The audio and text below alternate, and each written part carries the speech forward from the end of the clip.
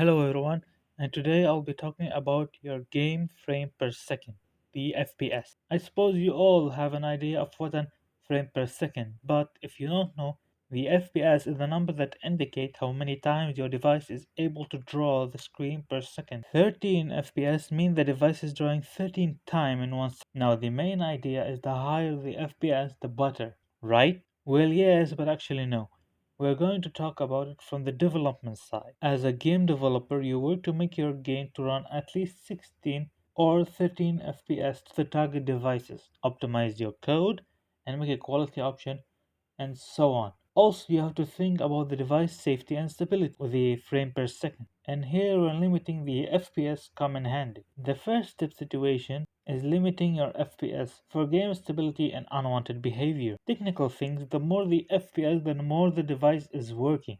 Example, is your game running a 120 FPS, so it's drawing 120 times per second, and the code is executed 120 times per second. But when it's running 60 times per second, execution and drawing happen on 16 per second. The more the execution and draw is happening, the more your device is actually working. And due to that, a temperature might rises if your device is actually working hard. You might decrease the lifespan of the actual hardware since it's probably working very high. And the list go on. So limiting your FPS in this situation might make the game more stable and the device stable as well, so it can actually avoid some harmness to the hardware. Now there are other problems in the FPS where if the game is actually dependent on the FPS. In the code executed, since the execution of the code happened with the same time at the frame per second, the frame per second might affect the game itself.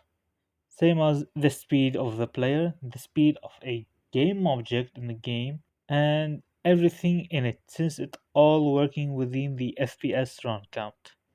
Of course, you can make your code independent from it, but there are still few issues that might be encountered. Now, in the end, should you be worried?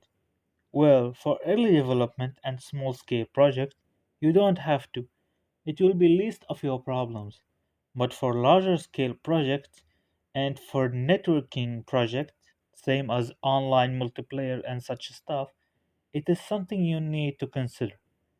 Now, I know the details in this video are very least, but in modern time where devices can make huge impact and can work a lot of amount, FPS don't become much a problem, unlike in retro days where the device's hardware were very limited. So the frame per second issues were something back then. But now due to a very big hardware capability, such stuff we don't need to worry about anymore as game develop. Now of course in development you might encounter some issues due to the frame per second, but such a stuff probably can be fixed easily. I hope you enjoy the video and would like to see you next time.